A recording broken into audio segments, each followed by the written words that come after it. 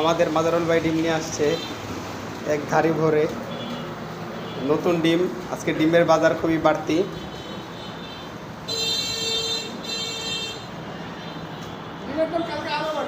ডিমের দাম কালকে আরও বাড়বে। আমার গোডাউন পুরা খালি করে রয়েছে, পুরা দোকান খালি, সারাদিন ডিম নাই, ডিমের বাজার অনেক বাড়তি। তো যাই হোক, আবার বেচে কিনা হবে ধুমছে।